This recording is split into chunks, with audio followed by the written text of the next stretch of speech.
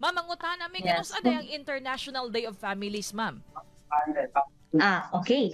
So, unsa ba gyud ang International Day of Families, no? Mm. Kay murag dili kita na ang aware ani. Mm. So, tumala pa sa to ang balaod sa United Nations General Assembly on September 20, 1993, declaring that every 15th of 15. May, no, sa every year, ang ato ang celebration sa International Day of Family. So, the National Committee on Filipino Family, or the NCFF, no, nga ginatawag na to, shall celebrate this year with the global theme, Families and Demographic Change.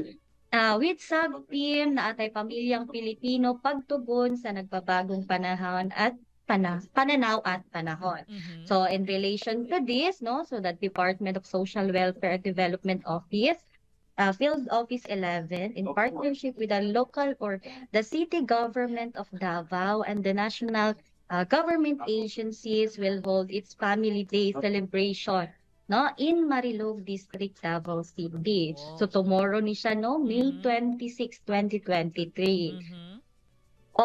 So kani siya nga higayon, ma'am, or celebration sa ato ang sa ato ang International Day of Families, no, will be attended by the identified indigenous or indigent Filipino families, no, na adito ang ato ang mga IP community, na atay mga solo parent nga gi-invite, and then ato ang mga indigent families, no, Mhm. with a total number of pila ka participants, so 100 participants ato ang mga gikinahanglan, no, or ang ato ang mga gipang-invite from the Marilog District. So nagkalahi-lahi na nga barangay, ma'am.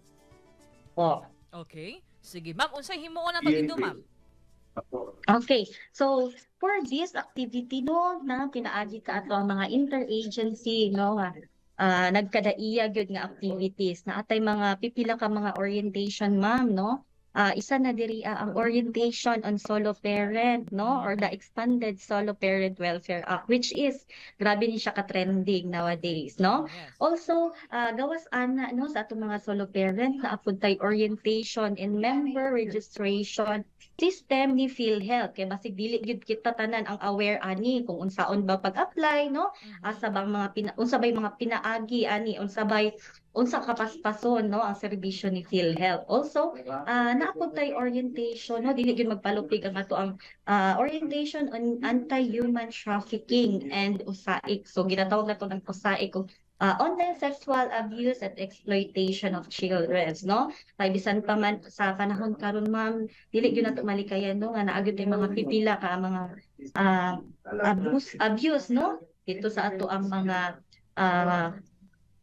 sa pinaka-suok-suok na gyud sa ato ang kuan, no, Yes, yes. komunidad, bisan pa man gani diri sa city nato. So dili gyud nato siya malikayan. So dapat na gyud tay mga ingani nga awareness also. And also, ma'am, natay orientation and family planning. So dili gyud na siya mawala basta sa International Day of Families nato. Kanunay gyud nato partner ang PAPCOM niini, no, kapag provide sa ato awareness. Also, gawas sa mga orientation, ma'am, so naapod tay natay ginatawag na demo in preparing hot meals, no, nga i-provide pud sa atong partner nga si TESDA, no. So naapod sila mga pipila ka mga staff nga mo-attend sa ato ani-ani. And also naatay medical outreach program. So sulod na diha ang ato ang medical check-up, provision of vitamins, no, na free lang pod, ma'am, of course, sa ato ang mga pipila ka mga participants. So gawas ana, ma'am, so napod tay mga invited pod nato nga interagency from or staff sa kanang PSA and LCR, kasi in partnership man gina sila for pre-birth registration naman po, no, para at least aware sila unsa ang process, no, unsa kadugayon or basig naagyoy ka ng mga lumulupyo dito sa Marilog, ma'am, nga wala pa gyud narehistro, no, pinaagi aning LCR, so makatabang gyud sa ilaha. So dito na gyud ta, no, mo balik mo, kumbaga mo sulod na gyud ta sa ato ang tawag ani sa mga suok-suok, no, maghinay-hinay na gyud ta ani sa mga atong mga information dissemination nato yung mga caravan or campaign.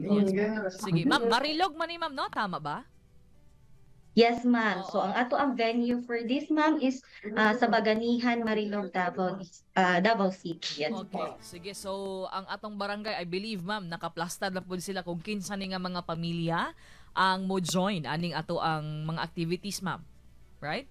Yes po. Yes po. So, naana tayo mga identified pros, no, from LGU, no, sa pipilang ka mga barangay dira sa Marilog. So, naagi mga participante gyud, Yes. no, nga mo attend ani nga activity, no. Yes, ma'am. Yes So, po. mga taga Marilog, busog kayo. Perfect yun ni ma'am kay mga murag na kay kauban diha ma'am. Perfect yun ni ang ato ang ano ma'am, ang ato ang pag-interview karon kay daghan kay tagtig paminaw diha sa Marilog, pagbuntag ninyo diha. So, adto mo kanang sa ganito ma'am, kalimot na ko. Ano tong pizza ma'am? Karong Yes po. Ang International Day of Families actually gina-celebrate nato every 15. Yes. But then, ang inyong event. ato ang meetingan sa atong interagency. So ipahigayon gyud nato siya karong May 26 to tomorrow na siya, Oh, ma'am, mana. no? Okay. Morning, no? Isa gyud na ka adlaw, no, nga pag-station sa ato ang mga interagency dito sa Marilog District. So, Yes po. kana, no, ipaabot na lang po gyud na ko sa ato ang mga lumulupyo sa Marilog, no, nga we are hopefully, no, nga mo makigduyog mo sa ato ang pag-celebrar sa International Day of Families po. Yes po.